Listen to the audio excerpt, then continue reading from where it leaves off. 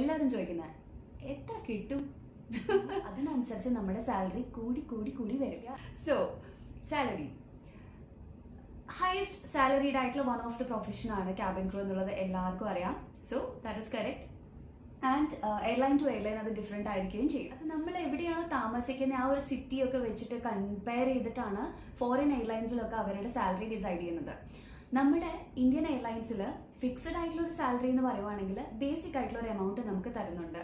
അതായത് if you are not flying നമുക്ക് ആ എമൗണ്ട് കമ്പനി തരുന്നതാണ്.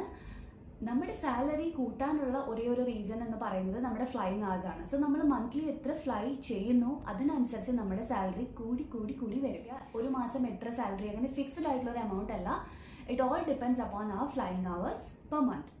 സോ സാലറി സംസാരിച്ചതിന് കൂട്ടത്തിൽ തന്നെ ഞാൻ ആഡ് ഓൺ ചെയ്യുവാണ് domestic and international layover allowance എന്ന് പറയുന്നത്. അപ്പോൾ നമ്മൾ ഡൊമസ്റ്റിക് ഇപ്പം ഞാൻ ചെയ്യുന്നത് അമൃത്സർ ലേഓവർ ആണ്. സോ പെർ നൈറ്റ് നമുക്കൊരു എമൗണ്ട് കമ്പനി ഡൊമസ്റ്റിക് ലേഓവേഴ്സിന് തരും. അതിന് കൂടെ തന്നെ നമ്മൾ ഇന്റർനാഷണൽ ലേഓവേഴ്സ് ആണ് ചെയ്യുന്നതെന്നുണ്ടെങ്കിൽ we do have a forex card, അതായത് ഒരു ട്രാവൽ കാർഡാണ്. അതിനകത്ത് മണി കമ്പനി ഡെപ്പോസിറ്റ് ചെയ്യുക, അത് ഡോളേഴ്സിലാണ് ആഡ് ആവുക. അപ്പോൾ നമ്മൾ എത്ര മണിക്കൂറാണോ പുറത്തുള്ളത് അതിനനുസരിച്ചിട്ടാണ് അതിൽ എമൗണ്ട് കയറുന്നത്. അപ്പോൾ നമുക്ക് ഷോപ്പിങ്ങിനൊക്കെ യൂസ് ചെയ്യാം. And my favourite part of layovers is shopping.